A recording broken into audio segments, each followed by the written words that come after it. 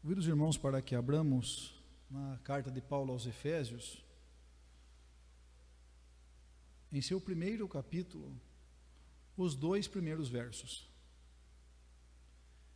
Carta de Paulo aos Efésios, no primeiro capítulo, os 2 primeiros versos.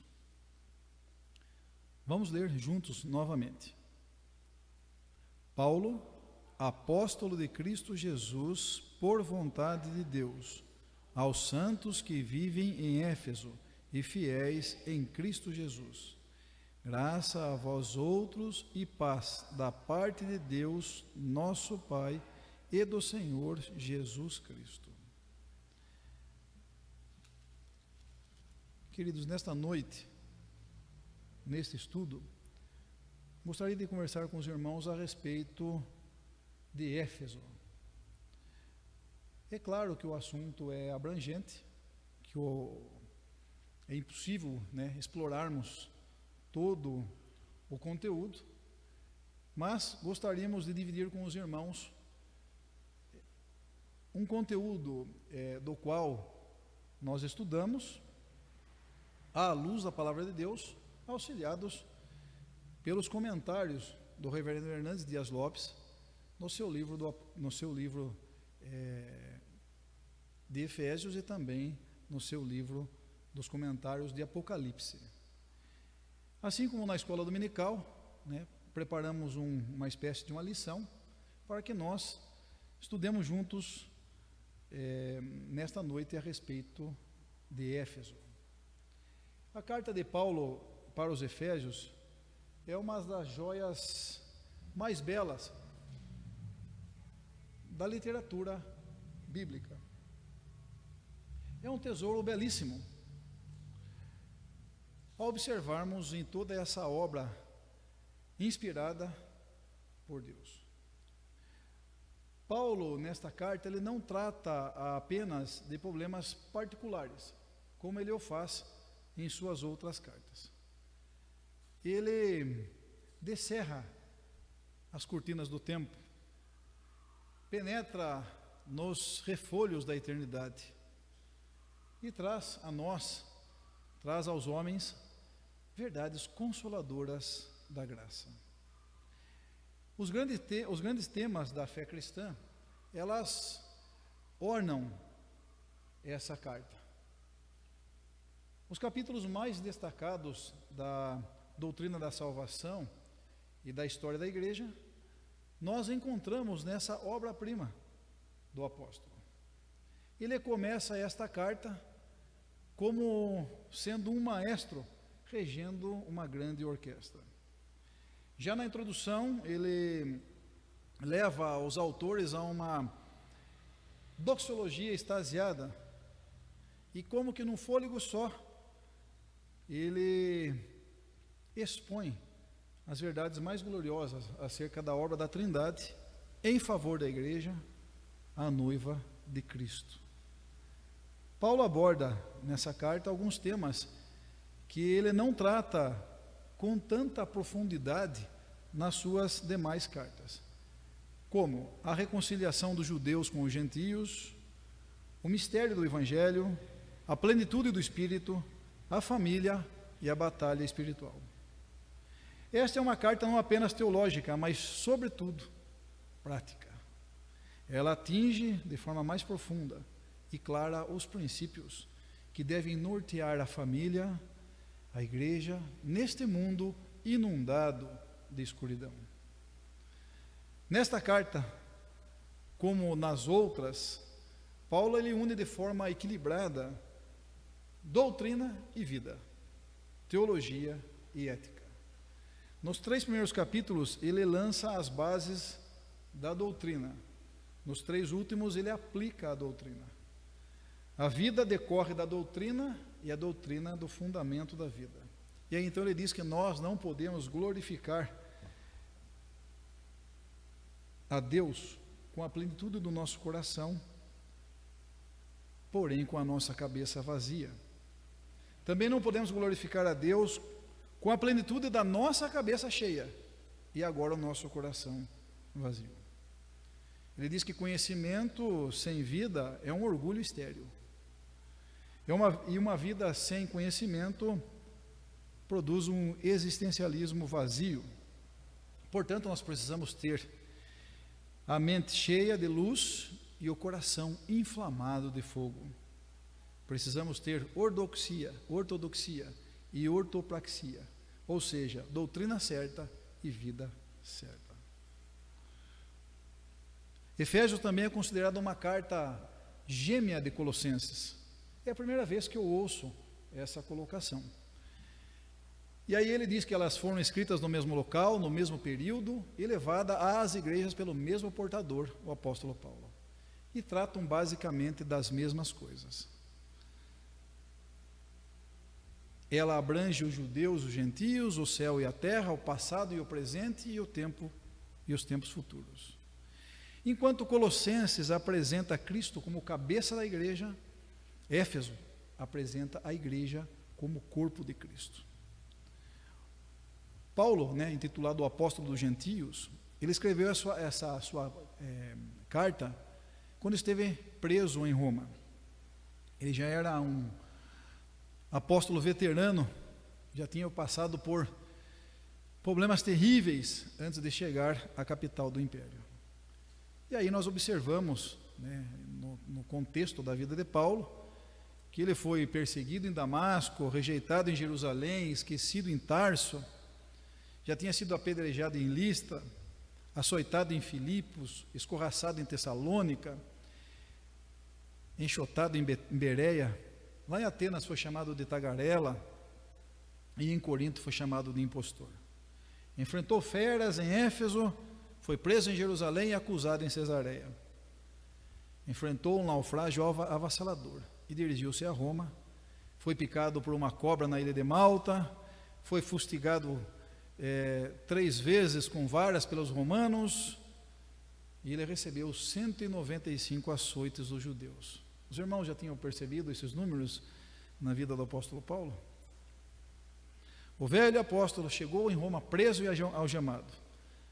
Durante 2 anos, notem, ele ficou numa casa alugada sob a custódia do imperador, vigiado por uma guarda pretoriana de 16.000 soldados. Mas ele encorajou os crentes de Roma a escrever cartas para a igreja das províncias da Macedônia e da Ásia Menor. E olha que interessante, ele não se considerava um prisioneiro de César, ele considerava-se um prisioneiro de Cristo Jesus, embaixador em cadeias, e independente das circunstâncias mais adversas que ocorreram em sua vida, das quais nós citamos um pouco antes, nada levou esse gigante a sucumbir. Ao contrário, ele foi um canal de bênçãos às igrejas, um canal de consolo às igrejas, porque ele estava ligado à fonte eterna, a Deus. Ele foi um arauto de boas notícias, um embaixador do céu, um homem que ardeu de zelo por Cristo, doou-se com a mesma intensidade até sua voz ser silenciada pelo martírio. Estudar essa carta é pisar em solo sagrado.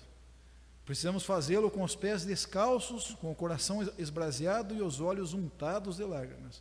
Não podemos tratar das coisas tão sublimes com a alma seca como um deserto. Não estamos penetrando pelos umbrais de uma obra puramente acadêmica, mas estamos entrando nas salas espaçosas do palácio do Rei da Glória. Diante disso, nós fazemos uma breve introdução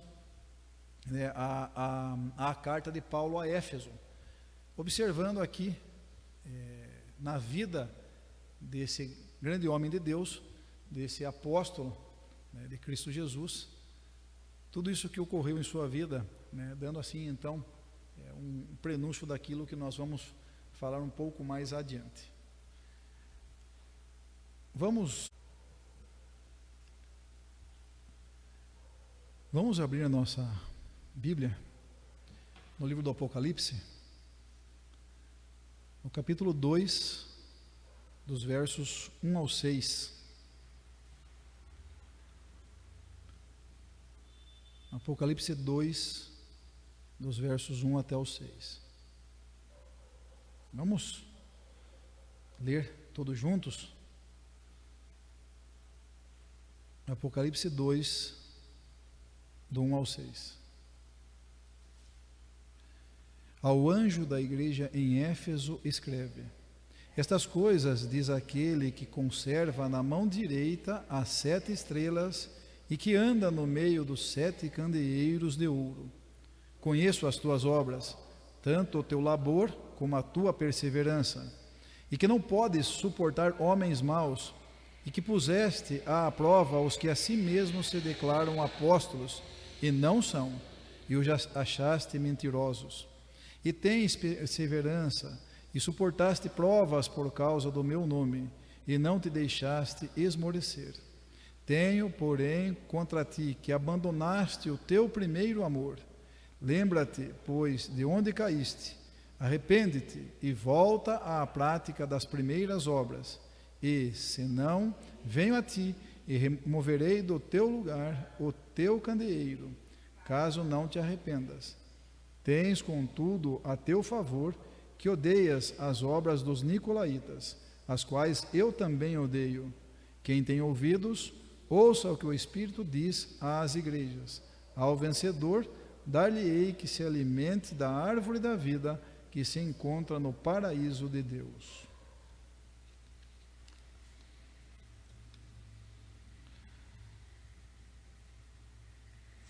Agora nós observamos aqui no livro do Apocalipse a carta a qual foi endereçada à igreja de Éfeso, às 7 igrejas da Ásia Menor, a qual João escreveu.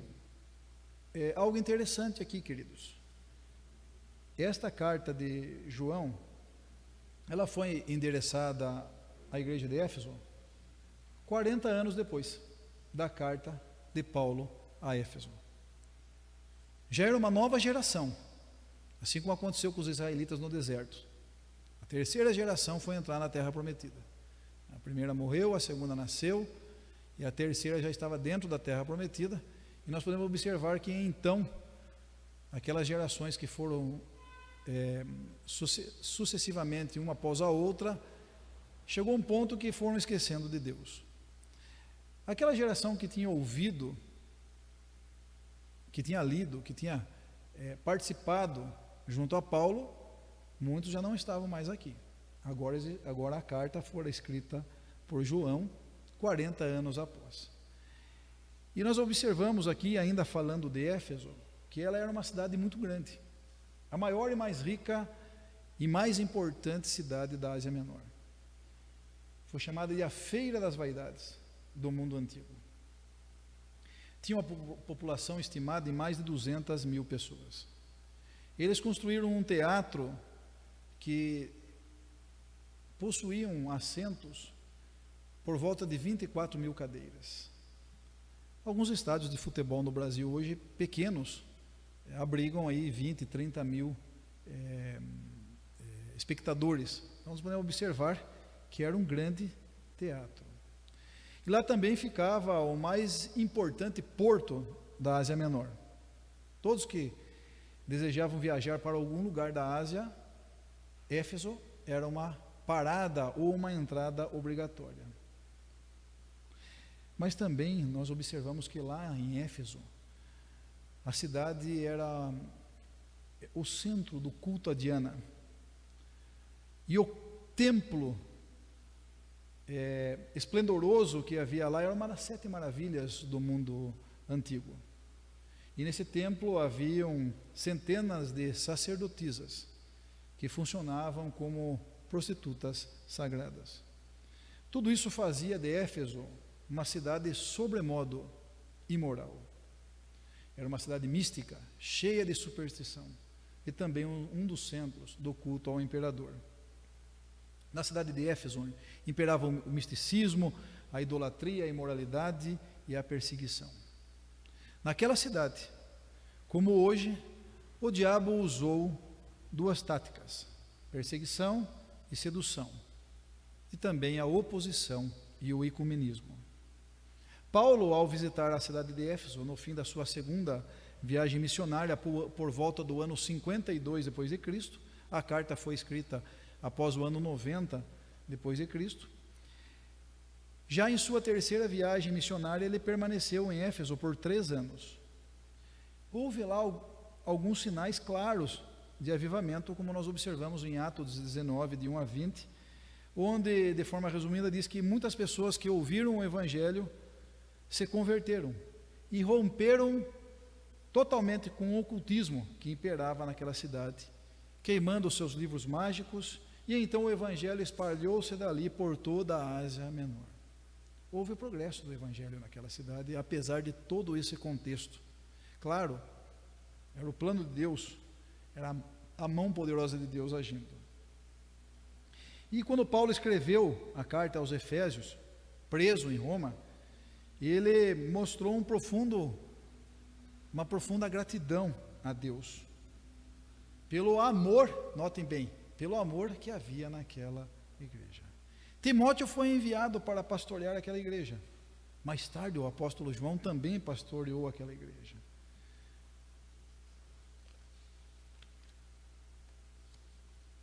E, ao observarmos aqui no 2º capítulo do livro do Apocalipse, na carta endereçada a Éfeso, qual é a mensagem de Jesus?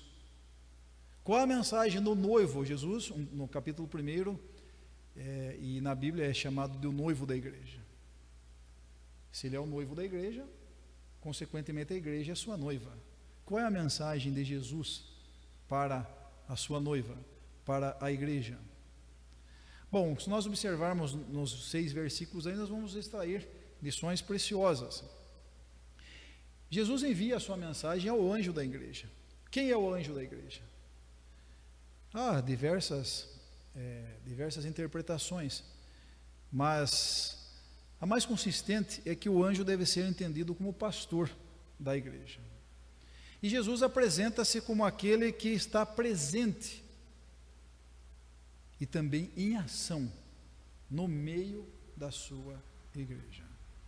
Ele não está apenas no meio dos candeeiros, mas o texto diz que ele anda no meio dos candeeiros.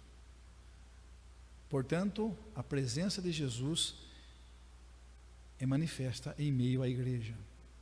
O Cristo vivo no meio da igreja. E esta é a maior necessidade da igreja, a presença de Cristo. Vale ressaltar que as cartas às igrejas, elas não param naquelas igrejas. Elas são para todas as igrejas, em todos os tempos e em todas as épocas. E é para a nossa igreja. E é para nós.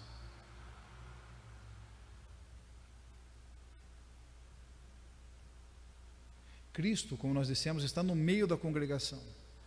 E ao observarmos uma situação a qual traz certa preocupação, a preocupação de nós perdermos o impacto da presença de Cristo no nosso meio, no nosso louvor, nas nossas reuniões, em nossos encontros.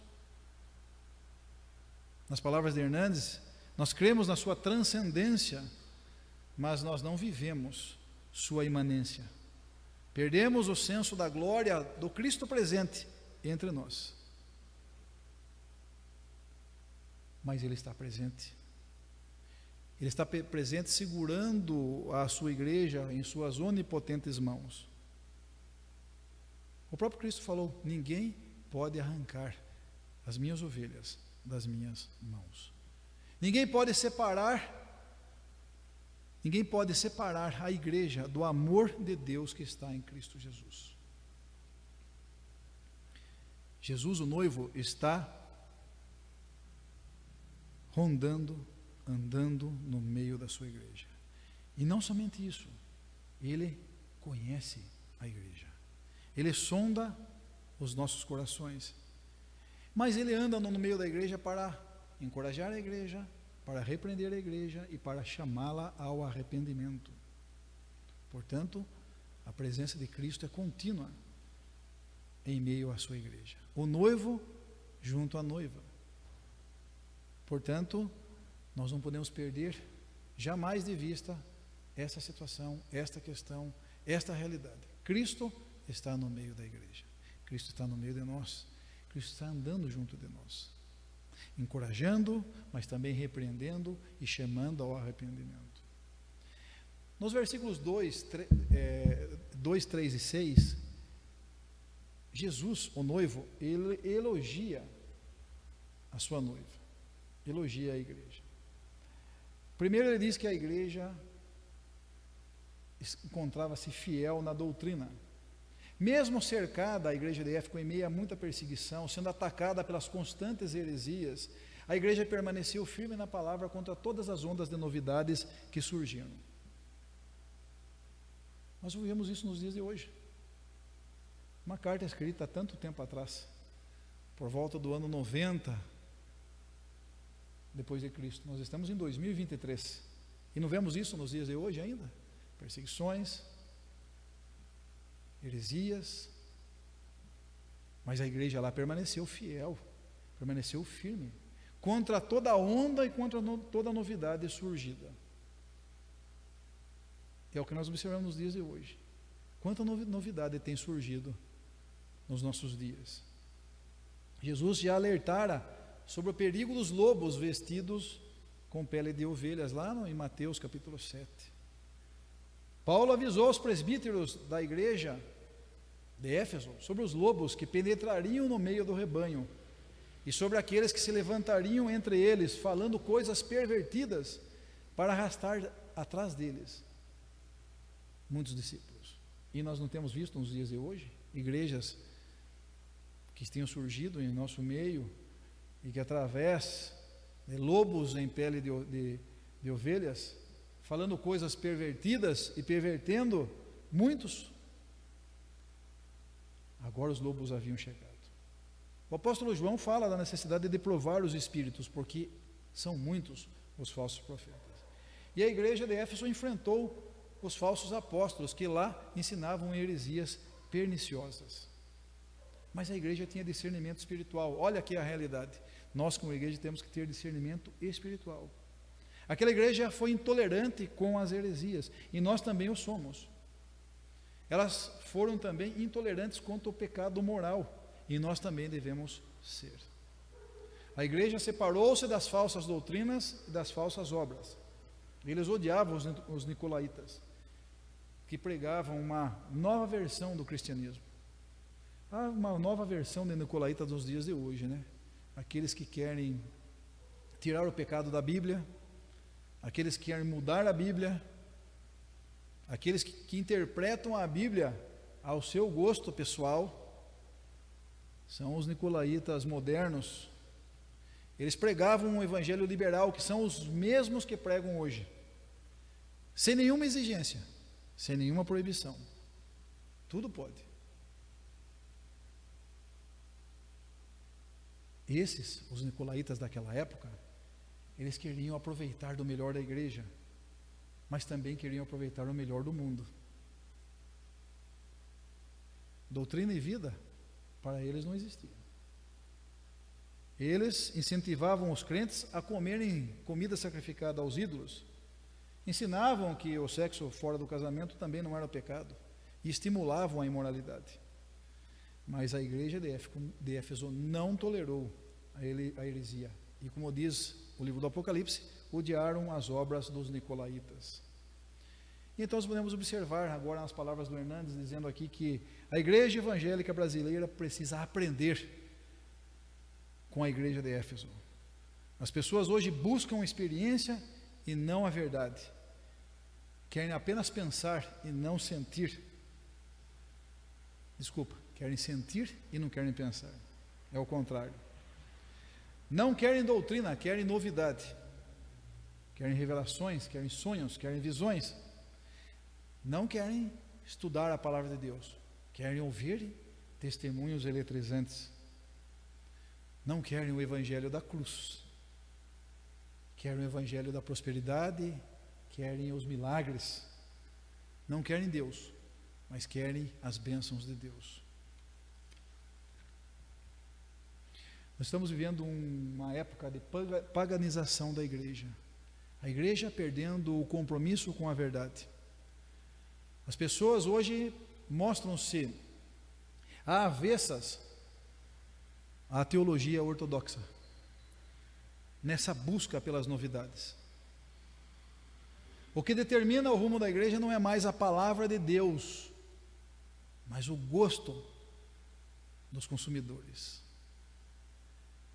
A igreja não prega mais a palavra, mas aquilo que dá ibope e que atrai multidões.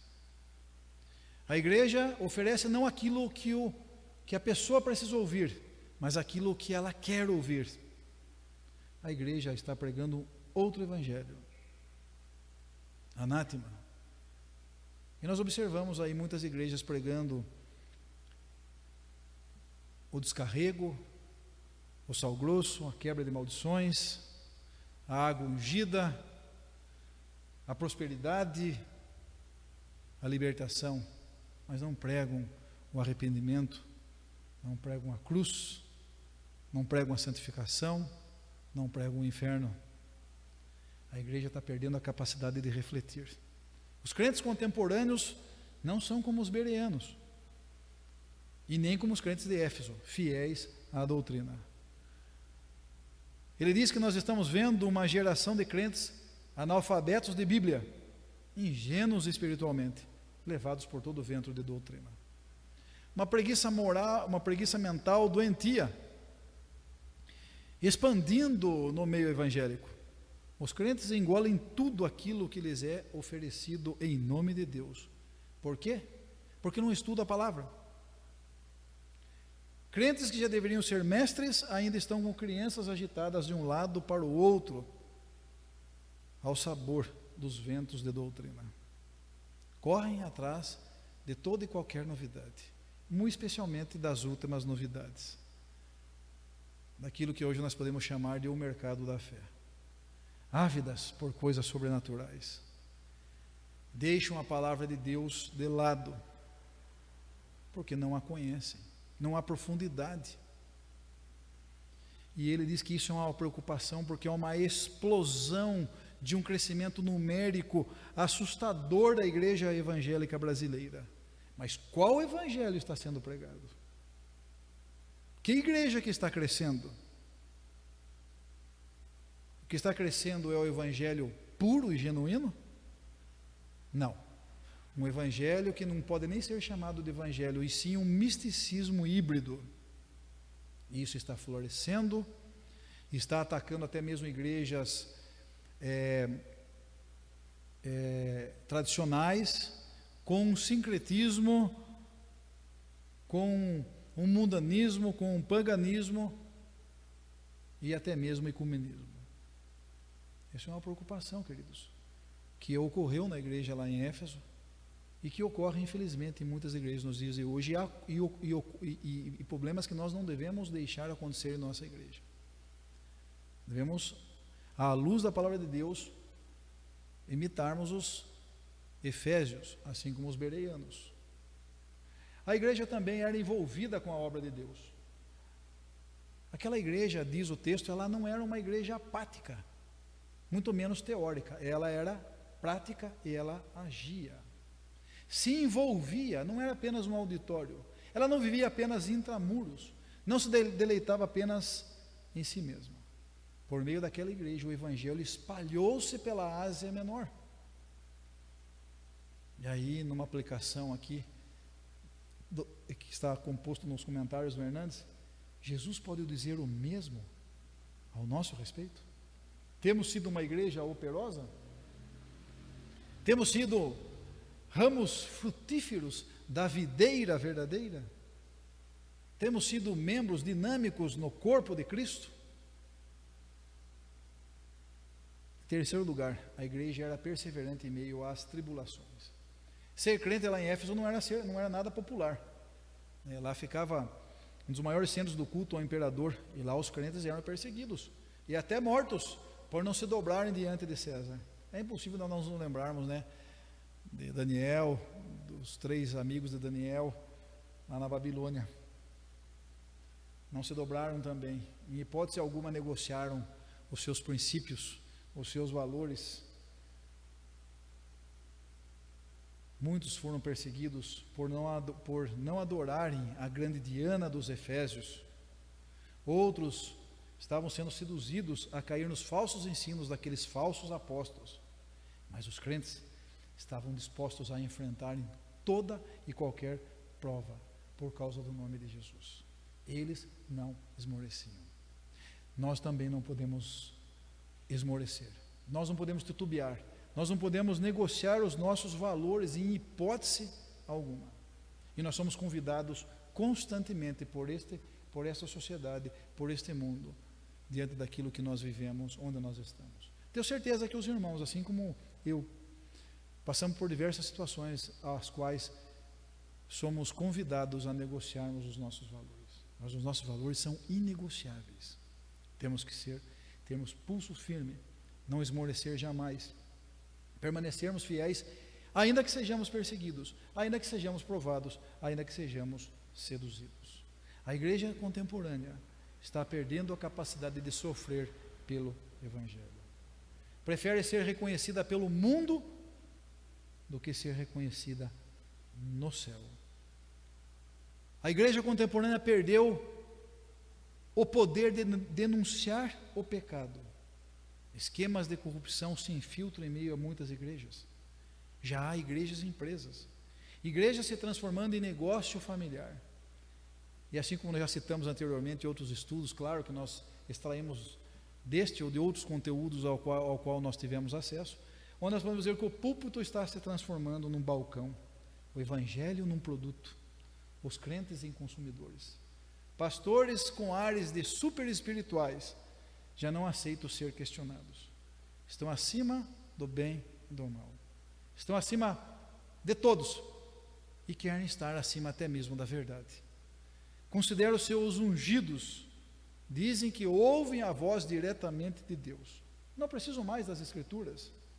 E o povo segue cegamente esses pseudo-pastores, muitos intitulados apóstolos, para a sua própria destruição. Mas Jesus, o noivo, ele também repreende a igreja pelo esfriamento do seu amor. Aqui está o ponto alto do problema da crítica de Jesus àquela igreja. Uma igreja que for elogiada agora há pouco, agora ela vai receber uma crítica. O seu amor se esfriou. A ortodoxia da igreja de Éfeso era deficiente num ponto.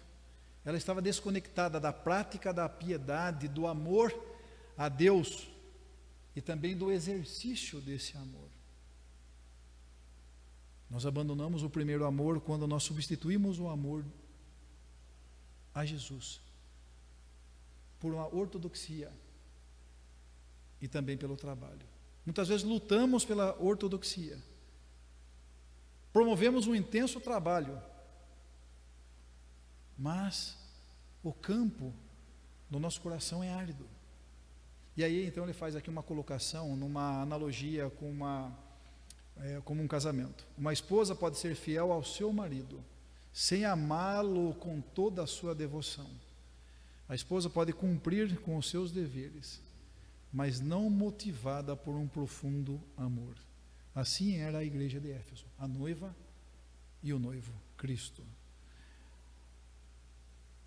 O noivo se deleita na noiva, na igreja. O noivo se alegra com ela. Jesus estava preparando a igreja para o banquete, o grande banquete de núpcias, para a festa das bodas do Cordeiro. Mas a noiva de Cristo, entretanto, abandonou o seu primeiro amor.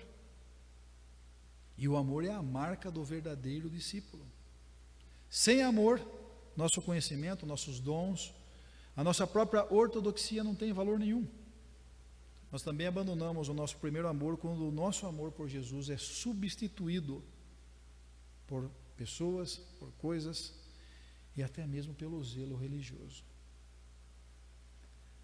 Muitas vezes defendemos a nossa teologia, a nossa fé, nossas convicções e estamos prontos até mesmo a sofrer e morrer por essas convicções.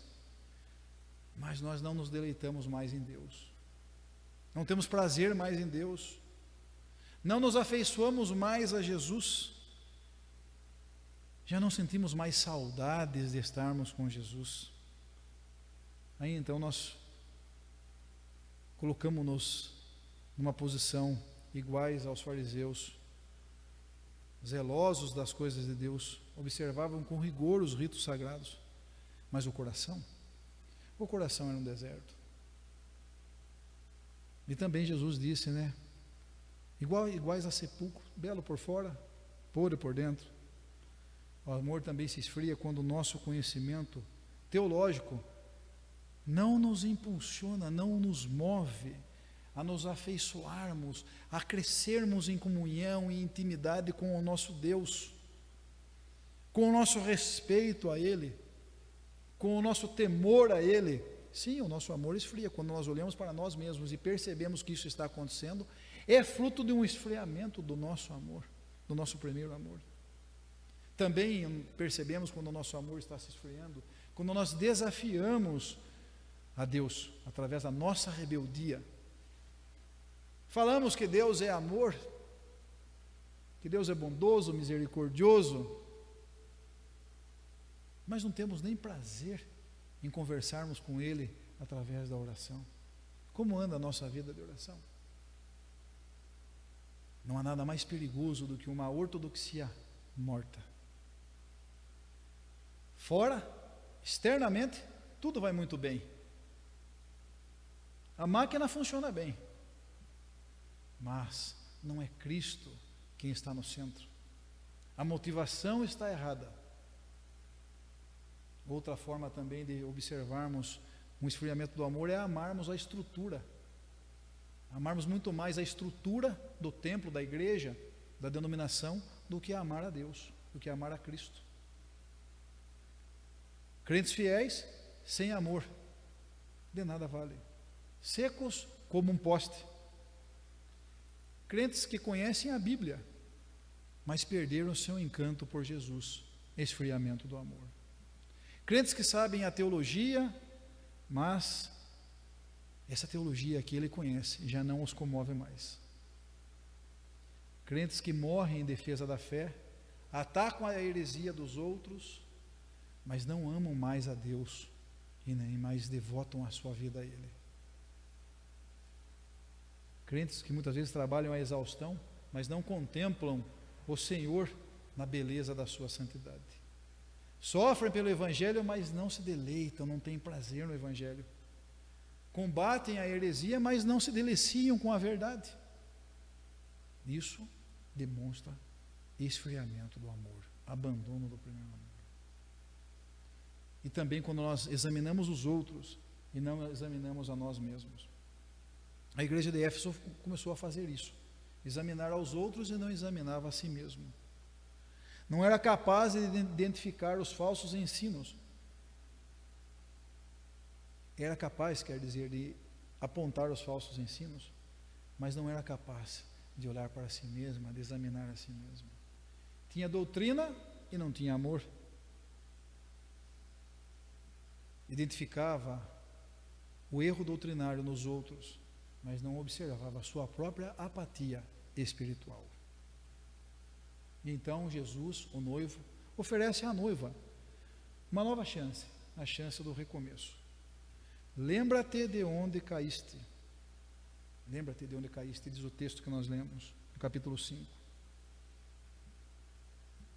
O verdadeiro amor, o primeiro amor, tem que tornar-se presente novamente e de forma viva. Não basta dizer que se arrependeu. É preciso perguntar: para onde nós precisamos retornar? Qual foi o ponto ao qual nós desviamos? Retornar para onde? Para qual lugar? A igreja não está sendo chamada para relembrar o seu pecado.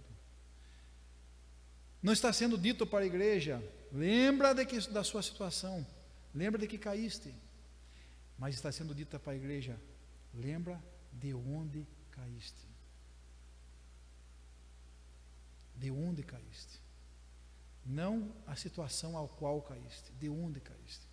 De abandonar o amor a Deus, o primeiro amor. Jesus diz: arrepende-te. Arrependimento não é emoção, arrependimento é uma decisão. Arrependimento não é remorso. Muitos choram, mas não é um verdadeiro arrependimento. O verdadeiro arrependimento produz frutos. O filho pródigo não só lembrou da casa do seu pai. Ele não só, não, a casa do meu pai é muito bom lá. Eu tinha tudo lá. Ele lembrou. Mas ele tomou uma decisão. Ele voltou à casa do pai. Por quê? Porque ele se arrependeu de ter ido embora. Se arrependeu amargamente. Lembrar sem se arrepender é remorso. E remorso não é arrependimento. Essa foi a diferença na vida de Pedro e de Judas. Arrependimento é mudança. Mudança de vida, mudança de mente, mudança de coração, mudança de direção. É voltar-se a Deus. É deixar o pecado. É romper com o pecado. É romper com tudo aquilo que está entristecendo o noivo. Com tudo aquilo que está entristecendo a Cristo. Se alguma coisa está esfriando o meu e o seu coração, queridos, deixemos isso. Deixemos isso. Arrependamo-nos. E Jesus ainda diz para que a igreja, então, após o arrependimento, voltasse para a prática das primeiras obras. Não é arrependimento, e arrependimento de novo, e arrependimento novamente, mas arrependimento, frutos de arrependimento. Ou seja, uma volta às primeiras obras. Ninguém que se arrepende de um pecado continua promovendo o mesmo pecado, participando no mesmo pecado, pecando naquela mesma situação. Arrependimento é isso. Eu arrependi, os irmãos arrependeram. Se nós paramos de praticar aquele pecado, é uma mostra de que houve arrependimento, frutos. Mas se nós dissemos que estamos arrependidos, mas continuamos no mesmo pecado, não houve arrependimento. Não houve arrependimento. Se choramos pelos nossos pecados, mas não mudamos, remorso e não arrependimento. Nós somos ademoestados pelo noivo, que devemos nos arrepender e voltar à prática das primeiras obras. Aquele que se afastou de Cristo, aquele que está frio, aquele que deixou de orar, aquele que deixou de deleitar-se na palavra de Deus, volte-se ao primeiro amor. Volte-se novamente ao noivo. Porque, para concluir, queridos, Jesus dá uma solene advertência àquela igreja e a nós. Se você não se arrepender, se você não voltar às práticas das primeiras obras, se você não voltar ao primeiro amor, eu venho a ti e te removerei do seu lugar. E removerei do seu lugar o teu candeeiro. O candeeiro é feito para brilhar. Se ele não brilha, ele é inútil, desnecessário, não serve para nada. Uma igreja que não tem luz própria, não reflete a luz de Cristo. Torna-se inútil. Mas, se não tem intimidade com Cristo, obviamente não brilha. Se não brilha é porque não ama. E quem não ama está em trevas. O juízo começa pela casa de Deus. Antes de julgar o mundo, Cristo julga a igreja. E a igreja de Éfeso deixou de existir. E a cidade de Éfeso também deixou de existir. Hoje só existem ruínas e uma lembrança de uma igreja que perdeu o tempo da sua visitação. Não sei se os irmãos tiveram curiosidade. Hoje as ferramentas que nós temos fazem com que nós viajemos. Então, quando nós vamos lá no YouTube, lá, eu tenho essa curiosidade, eu vou lá, eu quero ver as igrejas da Ásia. Então vamos lá, a gente vê algum conteúdo lá de 30 minutos, 15 minutos. Então lá você navega naquelas imagens, vendo aquelas igrejas. Então, você vai olhando para o tempo bíblico, para a palavra de Deus, e você vai as ruínas dessa igreja aqui, e lá estão. E muitas igrejas hoje estão sendo removidas do seu lugar. Templos se transformando em museus, templos se transformando em bares, templos se transformando em clubes, candeeiros tirados do seu lugar. Por quê? Porque não tem luz. E quem não tem luz não tem amor. E então fica o alerta para aquelas igrejas que não amam Ainda que eu tenha o dom de profetizar e conheça todos os mistérios e toda a ciência, ainda que eu tenha tamanha fé, ao ponto de transportar montes, se eu não tiver amor, nada serei. Mas, concluindo, no meio da igreja sempre há um remanescente fiel. Sempre. E quem são os remanescentes fiéis? O texto do Apocalipse, as igrejas, diz-nos, são os vencedores. São os vencedores. No caso aqui dos crentes efésios, são aqueles que rejeitaram as comidas sacrificadas aos ídolos pelos nicolaítas para se alimentarem da árvore da vida. Esses são os remanescentes. Esses são os vencedores. E o que a árvore da vida diz? A árvore da vida fala da vida eterna. E vida eterna é conhecer a Deus. Conhecer o Deus de amor e amá-lo. Viver no paraíso é fruir dos seus frutos. E mostra uma comunhão com o Senhor aqui e também depois no futuro, no paraíso. O céu é céu. Por quê? Porque lá é a casa do Pai. E lá encontra-se o nosso Deus, o Deus de amor, mas também o Deus de justiça. Lá nós desfrutaremos de um amor pleno, abundante, transbordante, sem fim, do noivo, do nosso noivo, de Cristo. E esta é a recompensa. A recompensa do amor é um amor muito maior e perfeito. É o amor da comunhão com Deus, da vida com Cristo no céu. E aí então, para encerrar, ouçamos e tenhamos ouvido para ouvir a voz do Espírito. A voz do Espírito que fala aos nossos corações através da palavra de Deus.